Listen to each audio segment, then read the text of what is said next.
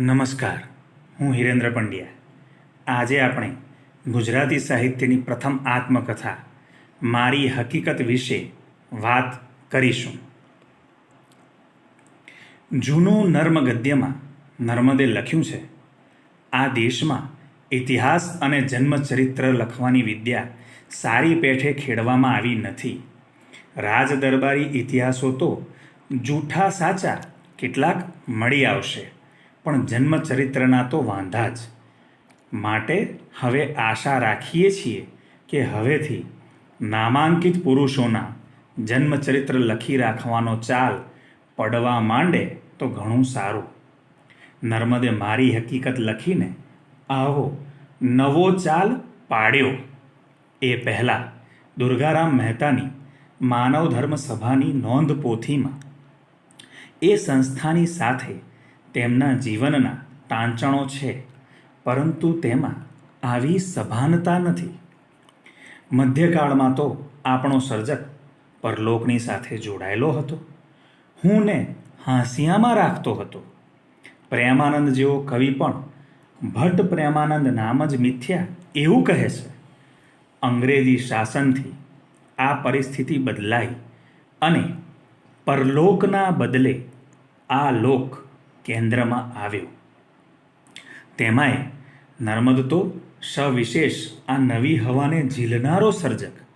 નર્મદના જ શબ્દોમાં કહીએ તો, તમારા મનમાં મારા વિશે સ્વર્ગ જેટલો ઊંચો કે પાતાળ જેટલો નીચો વિચાર હો, તમે મારા કટ્ટા વેરી હો કે સાચા સ્નેહી હો, પણ હું તમારા શહેરમાં એક ક્યારેક્ટર છઉં. પછી ગમે તેવો એ જ વિચાર મારું અભિમાન રાખવાને બસ છે, એમ હું અભિમાનથી કહું છું. સ્વ વિશેની આવી સભાનતા વિના આત્મકથા લખી જ ન શકાય. નર્મદમાં આ સભાનતા છે. તે આત્મકથા લેખન પાછળના પ્રયોજનો વર્ણવે છે. તેમાં પણ પહેલાં જ લખે છે, આ હકીકત લખું જ તે કોઈને માટે નહીં, પણ મારે જ માટે. મારે માટે પણ તે ઓળખાવાને નહીં, ઓળખાઈ ચૂકો જ. દ્રવ્ય પદવી મેળવવાને નહીં, પણ ભૂતનું જોઈ ભવિષ્યમાં ઉત્તેજન મળ્યા કરે તેને માટે. આત્મકથાનું શીર્ષક જ નર્મદની આ સ્વરૂપ વિશેની સભાનતા દર્શાવી દે છે. હકીકત છે એટલે અહીં સત્ય કેન્દ્રમાં છે, વાસ્તવ કેન્દ્રમાં છે, ફેક્ટ છે, ફિક્શન નથી. મારી શબ્દ આત્મકથાના કેન્દ્રમાં આત્મકથા લેખક હોવો જોઈએ એ વાત સૂચવે છે. આમ એક તરફ હકીકત કહીને વાસ્તવ પર ભાર મૂકે છે, તો બીજી તરફ મારી શબ્દ વૈયક્તિકતા પર ભાર મૂકે છે. વ્યક્તિગત અંગત પ્રસંગોનું સાચું વાસ્તવિક એવું આલેખન એટલે આત્મકથા. આ પાયાની વાત તો શીર્ષક જ સૂચવી દે છે. મારી હકીકત આત્મકથાની પ્રસ્તાવના પણ ખૂબ રસપ્રદ છે. નર્મદ જાણે છે કે પોતાની વાત પોતે જ કહેવી એ વાત તેનો સમાજ નહીં સ્વીકારે. બડાઈખોર કહીને તેની મજાક પણ થશે, છતાં આત્મકથા તો લખવી જ છે. નર્મદ પાસે આત્મકથાનો કોઈ નમૂનો નથી. તેણે તો નવી કેડી કંડારવાની છે. પરંતુ આત્મકથાકારમાં જે હિંમત અને વિવેક હોવા જોઈએ તે નર્મદમાં છે. તે સ્પષ્ટ શબ્દોમાં કહે છે, આ હકીકત અધૂરી અને ખરડો છે. આ હકીકતમાં જે લખવાનું ઘટતું નહીં જ વિચારું તે તો હું નહીં જ લખું, પણ જે હું લખીશ તે તો મારી જાણ પ્રમાણે સાચે સાચું જ લખીશ. પછી તે મારું સારું સારું હો કે નરસું હો, લોકને પસંદ પડો કે ન પડો. નર્મદે પોતે જ પોતાની આત્મકથાને અધૂરી અને ખરડો કહીને તેની મર્યાદાઓ દર્શાવી છે. પરંતુ અહીં નોંધવા જેવા શબ્દો છે, સાચે સાચું જ લખીશ. એ સાચું કે વ્યક્તિ પોતાને જેટલું ઓળખતી હોય એટલું અન્ય કોઈ તેને ન જ ઓળખી શકે. પરંતુ આત્મકથાકાર આત્મશ્લાઘામાં સરી ન પડવો જોઈએ. ના તો તે વકીલ બની જવો જોઈએ. જો વકીલ બની જાય તો પોતાના બધા જ કર્મોનો બચાવ કરશે. આત્મકથાકારે તો સ્ટીફન ઝ્વાઇગ કહે છે તેમ એકી સાથે પોતે જ પોતાના ન્યાયાધીશ અને સાક્ષી, અપરાધી અને ફરિયાદી બનવાનું છે.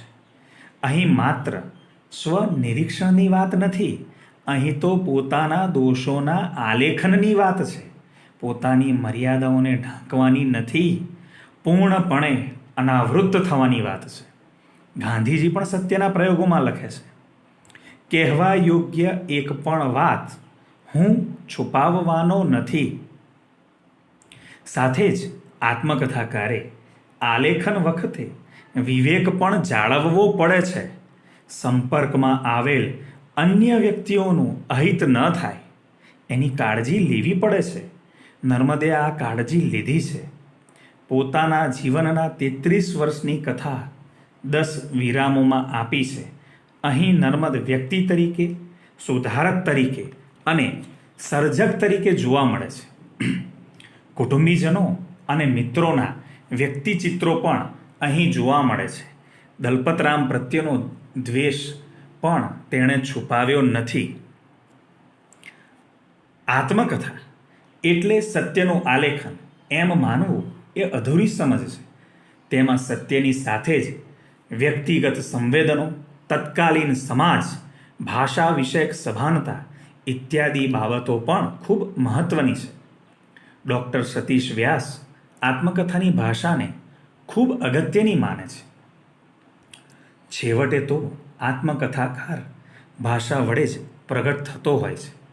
આત્મકથાકારનું વ્યક્તિત્વ તેની ભાષામાં ઉપસવું જ જોઈએ. ગાંધીજીની વિનમ્રતા અને સાદગી, કરકસર અને ચોકસાઈ સત્યના પ્રયોગોના પાને પાને જોવા મળે છે.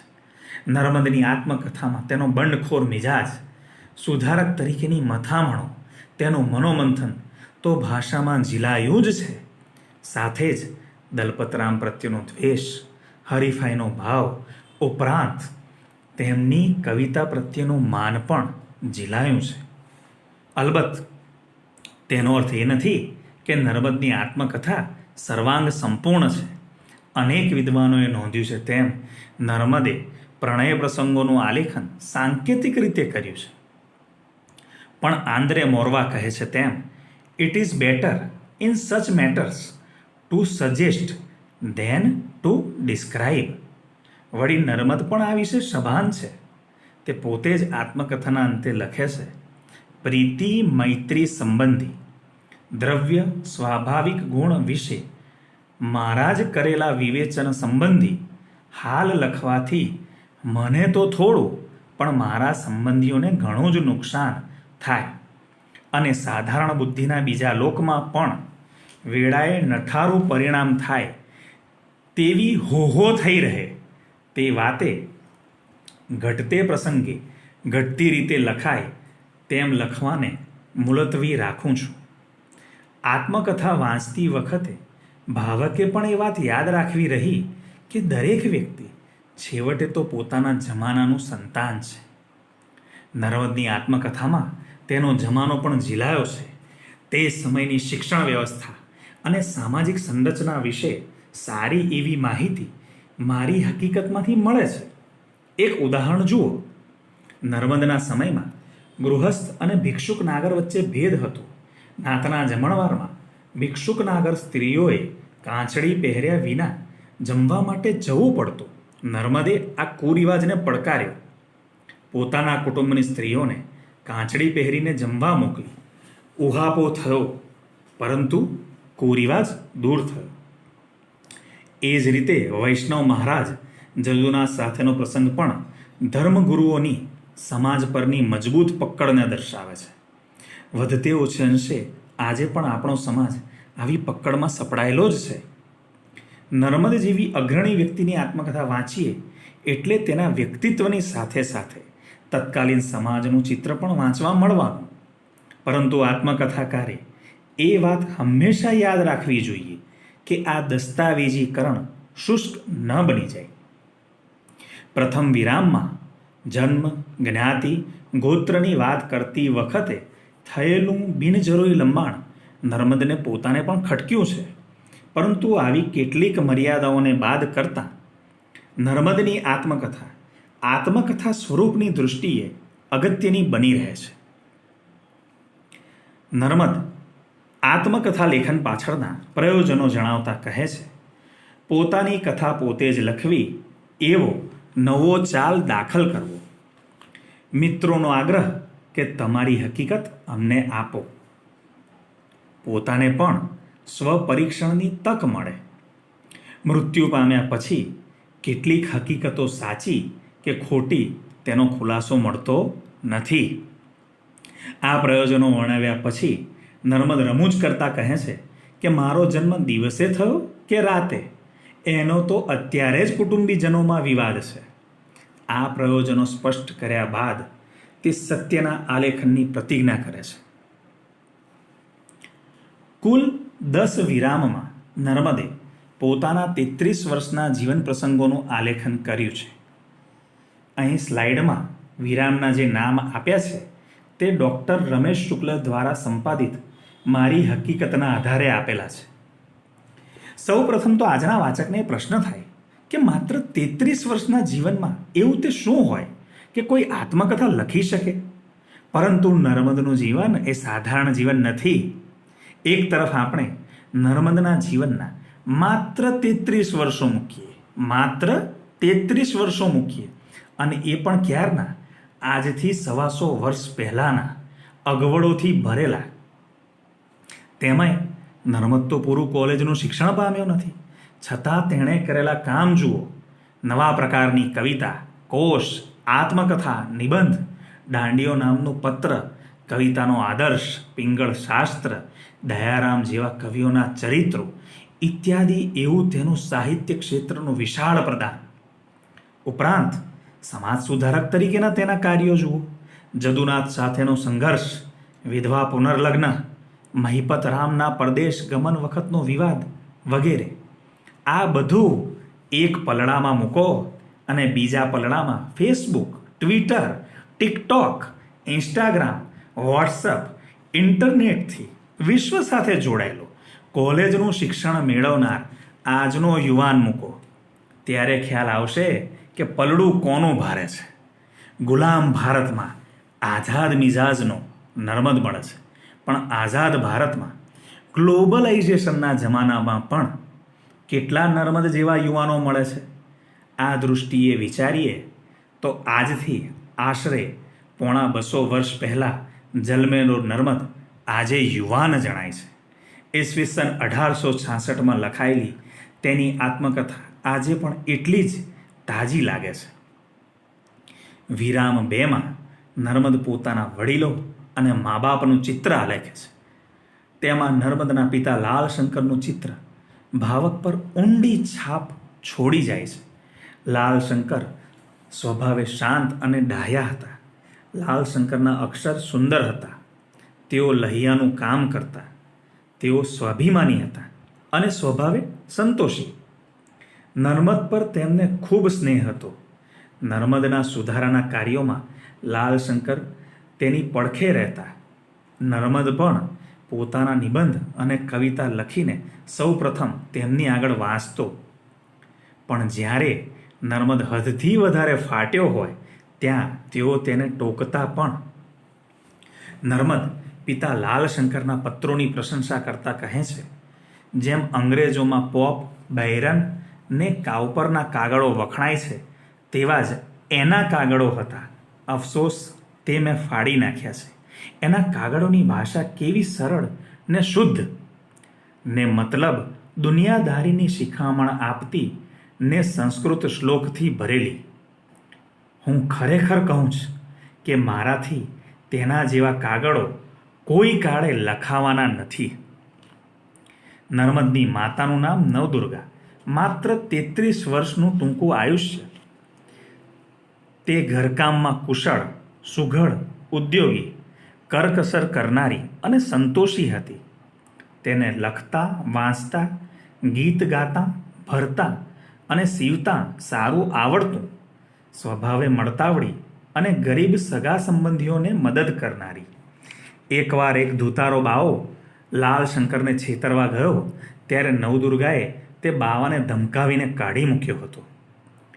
અંતિમ બીમારી વખતે તે નર્મદને પોતાની પાસે બોલાવીને નર્મદનું માથું પોતાના પેટ પર મુકાવતી અને ધીમા આંસુ પાડતી. ત્રીજા વિરામમાં નર્મદના બાળપણ અને પ્રાથમિક શિક્ષણની વિગતો મળે છે. તેમાંય નર્મદે પોતાને આવતા સપના પણ નોંધ્યા છે. બાળપણમાં નર્મદ અંધારાથી ડરતો, તેને સપના પણ બીક લાગે તેવા આવતા. આ સ્વપ્નાની જો માનસશાસ્ત્રીય દૃષ્ટિએ તપાસ થાય તો નર્મદના વ્યક્તિત્વ વિશે હજુ વિશેષ પ્રકાશ પડી શકે. ચોથા વિરામમાં નર્મદના અંગ્રેજી સ્કૂલ અને કોલેજના પ્રસંગોનું વર્ણન મળે છે. સવારે બ્રહ્મ મુહૂર્તમાં પિતાની સાથે ઉઠી સંસ્કૃત પાઠ કરતો. 9:30 પિતાજી જોડે જમી પછી જરા આ હો કરી પાન બાન ખાઈ લુગડા બુગડા પહેરી 10:30 વાગે નિશાળે જતો. 5 વાગે નિશાળેથી આવી જમી લેસન કરવા બેસતો. શ્રદ્ધાળુ હોવાથી શ્રાવણમાં મહાદેવની પૂજા કરતો. પણ વહેમી એવો કે ક્લાસમાં જો કોઈ વિદ્યાર્થીનું થૂંક ઉડ્યું હોય તો તે લોહી નીકળે ત્યાં સુધી અંગરખા વડે ઘસતો. વળી અંધશ્રદ્ધાળુ હતો. તે વખતે કાળકા દેવીના દર્શન કરવા જાય ત્યારે માં હું તમારો ઘણો અપરાધી છું તેમ કહી ક્ષમા યાચના કરતો અને ગાલે તમાચા મારતો. પણ એકવાર એક કંતારીએ જોયું, તે કહ્યું માર જોરથી. ત્યારબાદ ચારે તરફ જોઈ કોઈ જોતું ન હોય ત્યારે ડાબો હાથ આડો રાખી જમણે હાથે ધીમે રહીને તમાચા મારતો. જ્યારે નર્મદેશ્વર મહાદેવના મંદિરમાં તે નાક લીટી તાણતો. આવો નર્મદ કોલેજિયન બને છે અને તેનામાં રહેલો સર્જક સુધારક પ્રગટે છે. જુવાન પુરુષોની અન્યોન્ય બુદ્ધિવર્ધક સભાની તે સ્થાપના કરે છે અને તેમાં 101 લોકોની હાજરીમાં મંડળી મળવાથી થતા લાભ એ ભાષણ વાંચે છે. તેને બૈરાની ગંધ આવવા માંડેલી એમ નિખાલસપણે કબૂલાત કરે છે. ઈસવીસન 1850માં નર્મદની માતાનું મૃત્યુ થાય છે અને પિતા પાસે ન હોવાથી નર્મદ દુઃખી રહે છે. તે હજુ પૂરેપૂરો ખુલે તે પહેલાં જ માતાનું મૃત્યુ થવાથી અને વહુ મોટી થઈ છે એવો સસરાનો કાગળ આવવાથી તેણે સુરત પાછા ફરવું પડે છે. કોલેજના પ્રમાણપત્રોને આધારે નર્મદને રાંદેરમાં શિક્ષકની નોકરી મળે છે. તે સુરતથી હોડીમાં બેસી રાંદેર જતો. પહોંચતા વેંત મલાઈ ખાઈને સૂઈ જતો. શિક્ષક તરીકે નર્મદનું પોતાનું આગવું જ ટાઈમ ટેબલ હતું. એ ટાઈમ ટેબલ પણ જોવા જેવું છે. ચાલુ નિશાળે તાપીમાં 3 કલાક એ છપછપિયા કરવા જતો. જરૂર જણાય તો રાતે રોકાઈ નહીં છોકરાઓને ભણાવતો. એક વખત શિક્ષણ ખાતાના અધિકારી ગ્રેહામ જણાવ્યા વિના તપાસ માટે આવી પહોંચે. નર્મદ તો નિદ્રા દેવીના શરણે. ગ્રેહામે કહ્યું આશી સુસ્તી. નર્મદે નિડરતા ભર્યો જવાબ દીધો રાતે ઉજાગરા કરીએ જ, વર્દીવના કેમ તૈયારી કરી શકાય. પણ જ્યારે પછી ગ્રેહામે વિદ્યાર્થીઓને પ્રશ્નો પૂછ્યા તો છોકરાઓના જવાબોથી તે ખુશ થઈ ગયો. એક તરફ નર્મદ નોકરીની અગવડોથી કંટાળ્યો હતો અને બીજી તરફ પત્નીનું અવસાન થયું. ફેબ્રુઆરી 1851થી જાન્યુઆરી 1854 સુધી નર્મદ કાંઈ જ વાંચતો નથી. તે પોતે જ લખે છે તેમ આ સમયમાં ભાંગ પીતો, પાક ખાતો અને બૈરાઓમાં માલતો. એકાંતમાં હું નામ મેળવવાના, પૈસો મેળવવાના નહીં અને પ્રેમ સંબંધી વિચારો કરતો. એ વખતે ગભરાટમાં નર્મદ 3-4 વખત પોતાના પિતાને કહે છે તમારી સ્ત્રી મરી ગઈ છે, મારી સ્ત્રી નથી, હવે આપણે માયામાં શા માટે રહેવું જોઈએ. મિત્ર ઝવેરીલાલ ઉમિયાશંકરની સલાહથી નર્મદ ફરીવાર કોલેજમાં જોડાય છે. વર્ગમાં વર્ડસવર્થની કવિતાઓ ભણતા નર્મદને પ્રકૃતિના વર્ડસવર્થના વર્ણનો પ્રભાવિત કરે છે.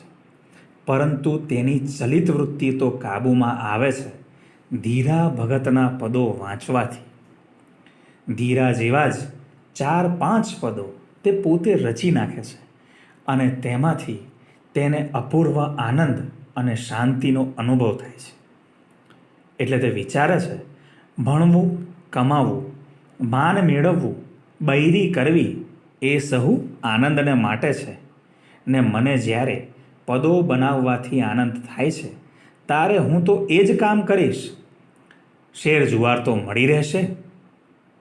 આ સમય દરમિયાન તે છંદશાસ્ત્રનો અભ્યાસ પણ આરંભે છે.